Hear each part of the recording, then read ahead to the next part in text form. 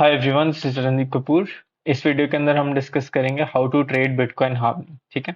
Bitcoin halving एक बहुत important concept होता है बिटकॉइन की हिस्ट्री के अंदर। एंड इस वीडियो के अंदर हम डिस्कस करेंगे हार्विंग क्या होता है, कब होने वाला है, and pre and post halving कैसे ट्रेड करेंगे, यानी कि हार्विंग के पहले हम कैसे ट्रेड करेंगे एंड हार्विंग के बाद कैसे ट्रेड करेंगे।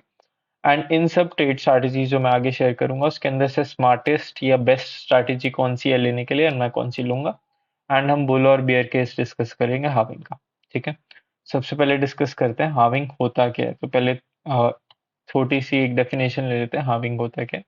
तो बेसिकली हार्विंग का मतलब होता है बिटकॉइन एक ब्लॉकचेन है, जैसे कि आप सब लोग जानते हो।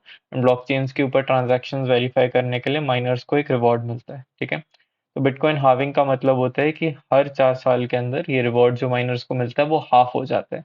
यानी पिछले बार जो रिवॉर्ड मिलता था हार्विंग के बाद रिवॉर्ड आधा हो जाएगा।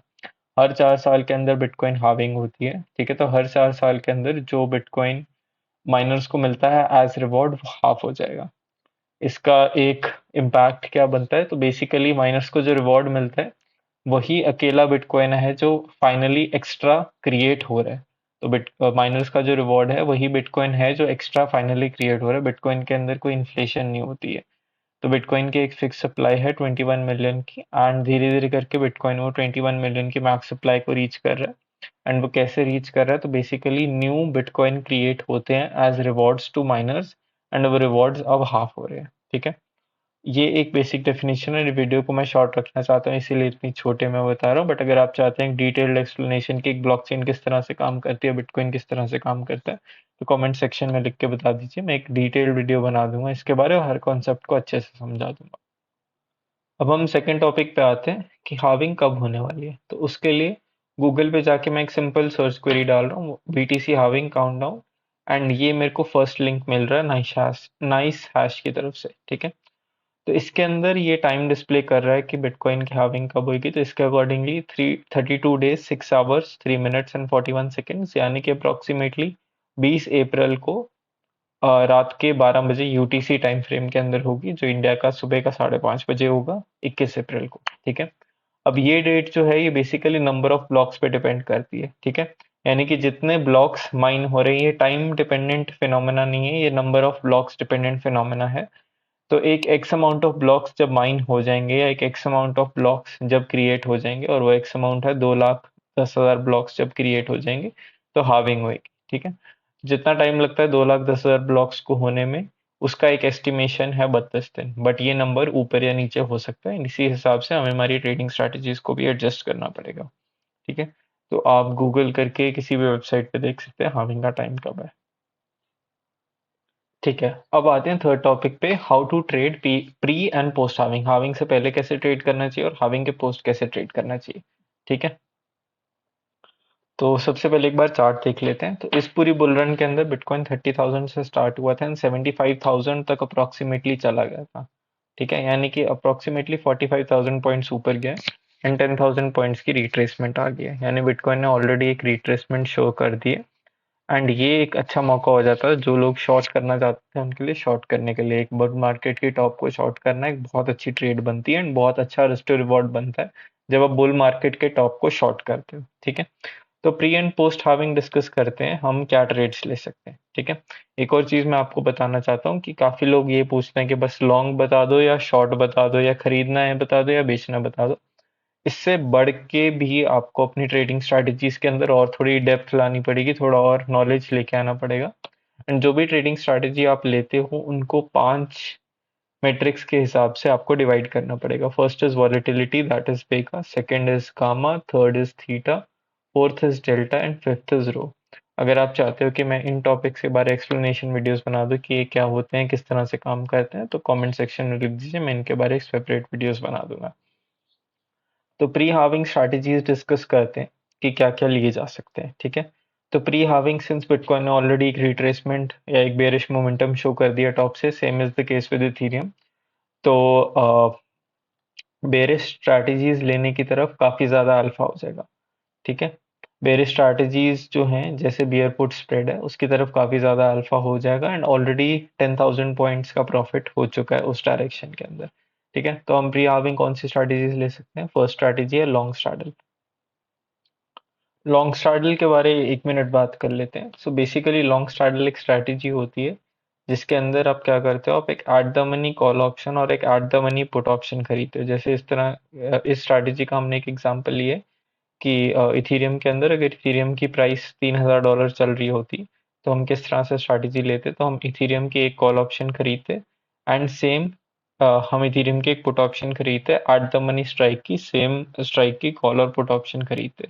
ठीक है, जो हमने टोटल प्रीमियम पे किया उसको हम कर देते हैं एंड वही प्रीमियम हमारा मैक्सिमम लॉस बनता है। अगर आप इस स्ट्रैटेजी का ग्राफ देखना चाहते हो तो इस स्ट्रैटेजी का ग्राफ कुछ इस तरह से दिखता है। ठीक है, तो बेसिकली इस स्ट्रैटेजी के अंदर आप एक लिमिटेड रेंज के अंदर लॉस होगा एंड अगर बिटकॉइन उससे ज़्यादा मूव कर जाता है तो आपको उस रेंज में प्रॉफिट होगा।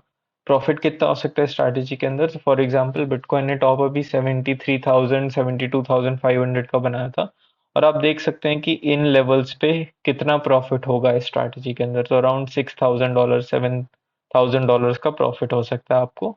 एंड अगर एक डाउन मूव भी आती है फॉर एग्जांपल 55,000 तक, तब भी आपको इस स्ट्रैटेजी के अंदर बहुत सारा प्रॉफिट होगा और एक छोटा सा रीजन होगा अगर बिटकॉइन साइडवेज चला जाता है तो आपको इस स्ट्रैटेजी के अंदर लॉस होगा। ठीक है, तो इसके ग्रीक्स डिस्कस करते हैं। तो बेसिकली ये स्ट्रैटेजी लॉन्ग वॉलेटिलिटी या लॉन्ग वेगा होती है। तो जैसे ही बिटकॉइन हार्विंग आएगी तो वॉलेटिलिटी बढ़ जाएगी। वॉलेटिलिटी क्यों बढ़ेगी, क्योंकि मार्केट के अंदर अनसर्टेनिटी बहुत बढ़ जाएगी एंड प्लस लोगों को समझ नहीं आएगा कि उनको लॉन्ग करना चाहिए शॉर्ट करना चाहिए, तो लोग कॉल्स भी खरीदेंगे पुट्स भी खरीदेंगे। एंड आपने जो कॉल और पुट ऑप्शन खरीद रखी है क्योंकि लोग कॉल और पुट खरीद रहे हैं तो बेसिकली इस वजह से वॉलेटिलिटी और वेगा बढ़ जाएगा एंड आपकी प्राइसेस बढ़ जाएंगी। ये स्ट्रैटेजी लॉन्ग गामा भी होती है, तो बेसिकली मूवमेंट से स्ट्रैटेजी को बेनिफिट होता है। जैसे कि हमने देखा जितना ही ऊपर या जितना भी नीचे जाएगा स्ट्रैटेजी को बेनिफिट होगा। ये स्ट्रैटेजी शॉर्ट थीटा होती है, तो थीटा जैसे जैसे बढ़ता रहेगा आपको इस स्ट्रैटेजी के अंदर लॉस होगा, यानी कि टाइम डिके से आपको इस स्ट्रैटेजी के अंदर लॉस होगा। डेल्टा ये स्ट्रैटेजी न्यूट्रल है, तो बेसिकली जिस स्पीड की तरफ को डेल्टा मूव करता है पॉजिटिव या नेगेटिव साइड को, एक बड़ा मूव आता है आप पॉजिटिव होंगे। एंड रो रो एक इंपॉर्टेंट कॉन्सेप्ट है, उसके बारे में एक अलग वीडियो बना सकता हूँ अगर आप इंटरेस्टेड है जानने में। ठीक है, उसके बाद आता है एक बुल कॉल स्प्रेड। तो सिंस पीटीसी ने ऑलरेडी एक रिट्रेसमेंट शो कर दी है तो हो सकता है कि हाविंग से पहले एक और हमें अपसाइड मूव मिल जाए। अपसाइड मूव को कैप्चर करने के लिए बुल कॉल स्प्रेड एक अच्छी स्ट्रैटेजी होगी। ये स्ट्रैटेजी वॉलेटिलिटी लॉन्ग है, गामा भी लॉन्ग है, थीटा शॉर्ट है, डेल्टा लॉन्ग है एंड रो के बारे हम बाद में भी डिस्कस करेंगे। एंड बियर पुट स्प्रेड एक स्ट्रैटेजी हो सकता है अगर आप बेरिश हैं और आपको लगता है कि बिटकॉइन यहाँ से और नीचे जाएगा तो एक बियर पुट स्प्रेड आप ट्रेड ले सकते हैं। अगर आप इन स्ट्रैटेजीज के बारे एक डिटेल वीडियो चाहते हैं या आप चाहते हैं कि मैं अपनी वेबसाइट से इन स्ट्रैटेजीज को एक्सप्लेन करूं तो कमेंट सेक्शन में लिख दीजिए। ये स्ट्रैटेजीज जो हम हार्विंग से पहले ले सकते हैं। मैं पर्सनली इनमें से कौन सी स्ट्रैटेजी लेना प्रेफर करूंगा, तो उसमें से दो स्ट्रैटेजीज हैं, बुल कॉल स्प्रेड और लॉन्ग स्ट्रैडल। ठीक है, तो लॉन्ग स्ट्रैडल एक ऐसी स्ट्रैटेजी है जिससे मेरे को बिटकॉइन की मूवमेंट का फायदा मिलेगा। तो मेरे को ऐसा लग रहा है कि हार्विंग से पहले बहुत ज्यादा मूव आएगी क्योंकि लोगों को समझ ही नहीं आएगा करना क्या है। ऐसा क्यों, तो बेसिकली ये मैं बुल और बेयर केस के अंदर डिटेल में डिस्कस करूंगा, बट काफी सारे लोगों को समझ नहीं आएगा कि हो क्या रहा है, लोगों को समझ ही नहीं आता हाविंग होता क्या है। तो उस वजह से मार्केट के अंदर बहुत सारी अपसाइड डाउनसाइड मूव आ सकती है, बाकी लोगों के स्टॉप लॉसेस हिट हो सकते हैं दोनों साइड पे। लॉन्ग स्ट्रैडल एक परफेक्ट स्ट्रैटेजी है इस मूवमेंट को कैप्चर करने के लिए और वॉलिटिलिटी को कैप्चर करने के लिए। जो भी ऑपरेटर्स अब ट्रेड करेंगे बिटकॉइन को या जो भी मार्केट मेकर्स या हेज फंड्स इंस्टीट्यूशन ट्रेड करेंगे, हम उन सबका बेनिफिट ले सकते हो अगर आप एक लॉन्ग स्ट्रैडल ट्रेड करें। बुल कॉल स्प्रेड एक अच्छी स्ट्रैटेजी क्योंकि बिटकॉइन डिप कर चुका है एंड कॉल ऑप्शंस का प्रीमियम काफी ज्यादा कम हो चुका है, तो कॉल ऑप्शन खरीदना एक अच्छी स्ट्रैटेजी होगी। बट सिंस कॉल ऑप्शन खरीदने में प्रीमियम बहुत ज्यादा लगता है तो आप एक कॉल ऑप्शन शॉर्ट करके प्रीमियम को इक्वलाइज कर सकते हो। So bull call spread is also good strategy. Halving के बाद हम क्या करेंगे, सो पोस्ट हाविंग।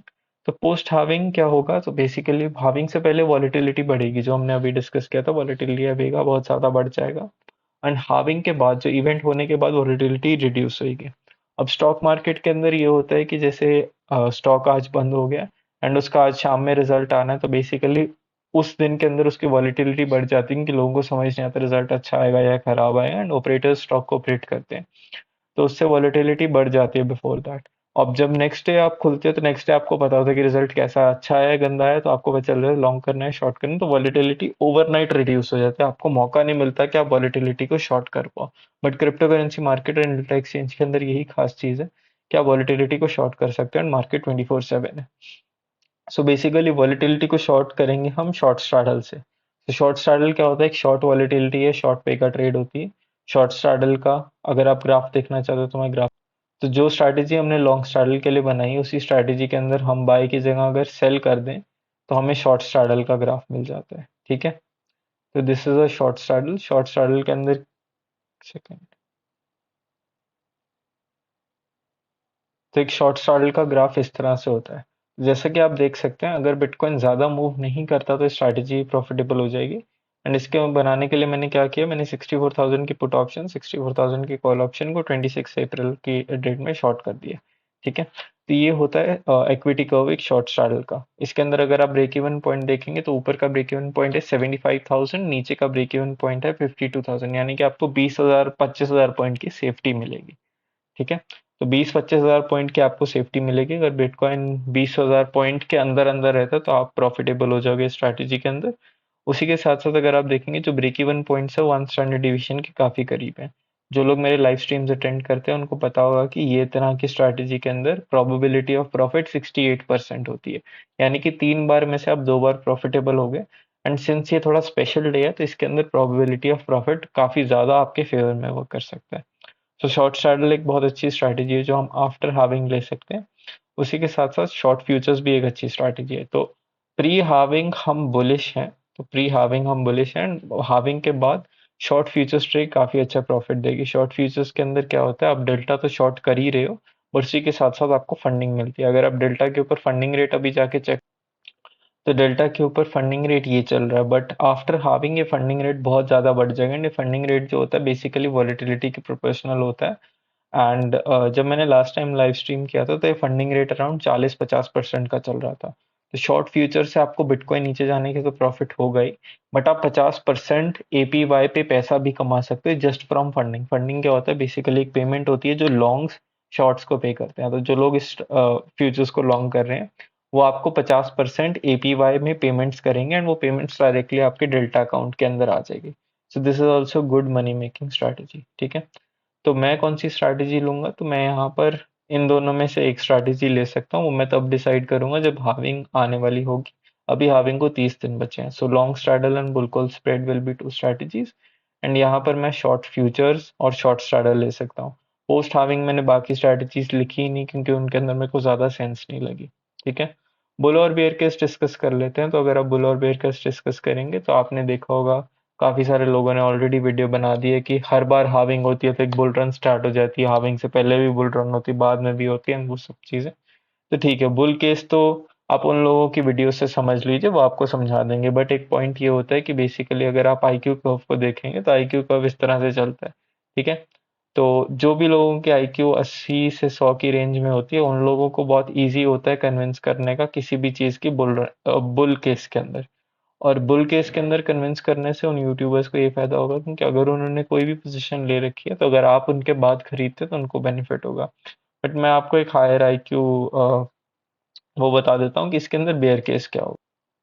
तो जो लोग बिटकॉइन का बुल केस डिस्कस करते हैं कि हाविंग आने से since number of bitcoin coming into supply बहुत ज़्यादा कम हो जाएगा, तो एक तरह से इन्फ्लेशन कम हो जाएगी एंड उसी के साथ साथ प्राइस के ऊपर एक नेगेटिव पॉजिटिव इम्पैक्ट क्रिएट हो सकता है क्योंकि सप्लाई पे नेगेटिव इम्पैक्ट क्रिएट हो सकता है। मैं पर्सनली इस थ्योरी को नहीं मानता हूँ। ऐसा क्यों? क्योंकि अगर आप देखेंगे तो already 19 million 65,000 bitcoin already in supply हैं। बिटकॉइन की मैक्सिमम सप्लाई $21 मिलियन है जो हम सबको ऑलरेडी पता है।